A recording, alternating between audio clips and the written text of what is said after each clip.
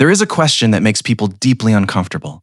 A question that gets avoided in classrooms, misrepresented in textbooks, and hijacked by people with agendas on every side of the political spectrum. And yet it is one of the most fascinating, most medically important, and most genuinely illuminating stories in all of human science. Why do humans come in different skin colors? Not the political answer, not the social answer, the biological one.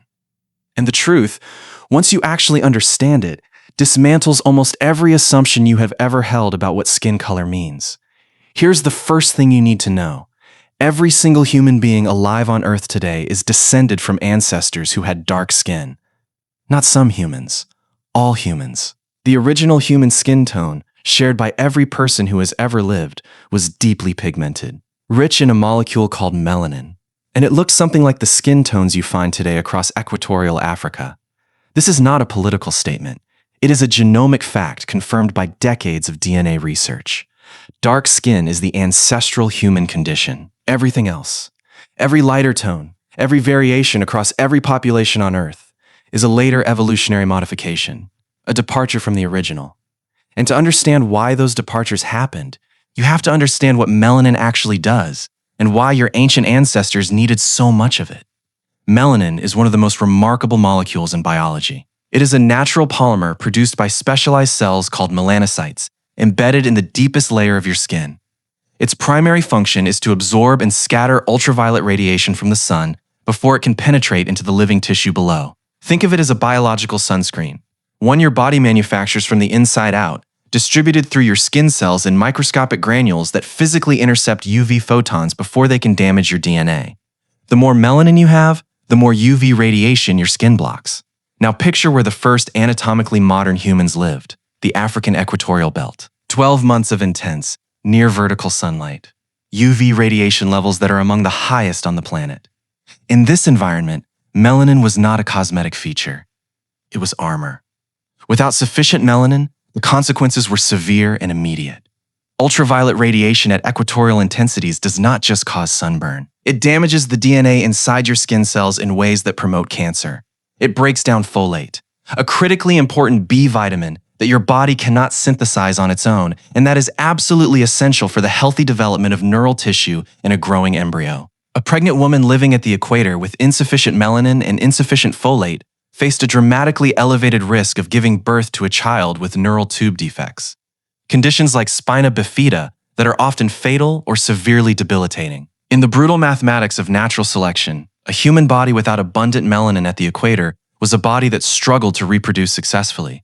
So the ancestral human genome was under intense selective pressure to produce as much melanin as possible. This is why Dr. Nina Jablonski, a paleoanthropologist at Penn State University who has spent her career studying the evolution of human skin color, describes melanin at the equator as one of the clearest examples of natural selection operating directly on the human body in real time.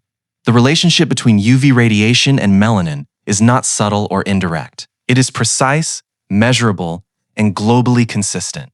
Across every population studied, darker skin tones correlate directly with higher UV exposure in the ancestral environment. This is not coincidence. It is evolution doing exactly what evolution does, optimizing a biological system for survival in a specific environment. But here is where the story gets genuinely extraordinary. Approximately 70,000 years ago, a small group of anatomically modern humans did something that no hominin had done before on any meaningful scale. They left Africa. They walked north. And as they moved into higher latitudes, into the Middle East, into Central Asia, into Europe, they entered an entirely different UV environment, one with weaker sunlight, shorter days, longer winters, and UV radiation levels dramatically lower than anything their biology had been calibrated for. In this new environment, all that melanin, their biological armor, suddenly became a liability. Not because of cancer or folate this time, but because of a different vitamin entirely. Vitamin D. Your skin synthesizes vitamin D when ultraviolet B radiation penetrates it and triggers a photochemical reaction in a cholesterol derivative just below the surface. Vitamin D is essential for calcium absorption, immune function, cardiovascular health, neurological development, and dozens of other biological processes. Without sufficient vitamin D, children develop rickets, a devastating condition in which bones fail to mineralize properly, causing skeletal deformities, growth failure, and increased mortality. Adults develop osteomalacia, a softening of the bones that causes chronic pain and increases fracture risk. A severe vitamin D deficiency in a pregnant woman increases the risk of complications in childbirth that, in a pre-modern world, were frequently fatal. At equatorial latitudes, even deeply pigmented skin synthesizes enough vitamin D because the UV radiation is so intense that even a small fraction penetrating through the melanin layer is sufficient. But at the higher latitudes these migrating humans were now occupying, the UV levels were low enough that dark skin blocked too much of the very radiation the body needed to produce vitamin D. The melanin that had been protective armor at the equator was now blocking a critical metabolic pathway. Natural selection responded. Over tens of thousands of generations, human populations at higher latitudes began to lose melanin. Not all at once, not dramatically, but steadily, generation by generation. Individuals with slightly less pigmentation synthesized slightly more vitamin D, survived winters slightly more successfully, bore slightly healthier children, and passed their genes on at slightly higher rates. The genetic variants associated with reduced melanin production spread through northern populations because they conferred a survival advantage in low UV environments. Lighter skin at high latitudes was not a random accident. It was an adaptation, a solution to a specific biological problem posed by a specific environment. What is particularly striking is how recently this happened. For a long time, scientists assumed that light skin in European populations was an ancient adaptation dating back tens of thousands of years. But ancient DNA analysis has overturned this assumption dramatically. Studies published in the last decade examining the genomes of ancient European hunter-gatherers have revealed that many of them, people who had lived in Europe for thousands of years, still carried the genetic variants associated with dark skin. The widespread genetic variants associated with light skin in modern European populations appear to have spread rapidly and relatively recently, within roughly the last 6 to 10,000 years, coinciding with the spread of agriculture. Farming populations, who obtained most of their calories from grain rather than from animal sources, were far more dependent on skin-based vitamin D synthesis than hunter-gatherers who consumed vitamin D-rich foods like fatty fish and organ meats. The pressure to lighten became more intense when dietary vitamin D disappeared from the menu. This is the part of the story that almost nobody tells. Skin color is not a fixed, ancient, tribal marker. It is a dynamic, environmentally responsive biological variable that has shifted multiple times in human history, in multiple populations, in multiple directions, driven by nothing more or less than the geometry of the Earth, the angle of sunlight, and the biochemistry of two vitamins. Populations that moved to higher latitudes got lighter. Populations that stayed near the equator stayed dark. Populations that moved back toward the equator after lightning, as some did, got darker again. The Inuit of the Arctic are a fascinating exception, maintaining relatively darker skin at extremely high latitudes because their traditional diet of marine mammals is extraordinarily rich in vitamin D, removing the selective pressure to lighten. Their skin color reflects their food, not just their latitude. The system is more flexible, more responsive, and more biologically logical than most people ever learn.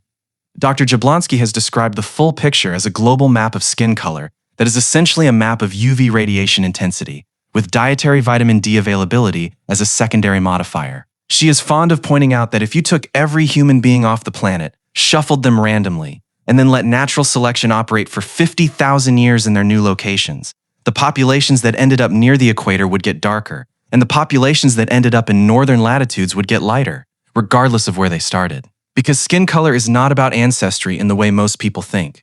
It is about sunlight. It has always been about sunlight. What does this mean for us today? It means that millions of people are living in UV environments their skin was not calibrated for, either because they migrated or because their ancestors did. Dark-skinned individuals living at high latitudes are at significantly elevated risk of vitamin D deficiency, especially during winter months when UVB radiation drops to levels too low to trigger skin synthesis regardless of skin tone. Light-skinned individuals who move to equatorial environments or who spend extended time in high UV conditions without protection face elevated risks of UV-induced DNA damage and folate depletion. The mismatch between ancestral skin tone and current UV environment is a real, measurable, modern public health issue, one that a simple understanding of the evolutionary biology of melanin could help address. And perhaps most importantly, understanding this story removes the last biological justification for treating skin color as anything other than what it actually is: a dial. A biological thermostat calibrated to sunlight. A feature so environmentally contingent, so recently modified, so functionally mundane that the idea of building any kind of social hierarchy around it is exposed by the science as precisely as absurd as it always was. Your skin color tells you where your most recent ancestors lived and how much sunlight they were exposed to. It tells you almost nothing else. And that, it turns out, is one of the most important things science has ever had to say.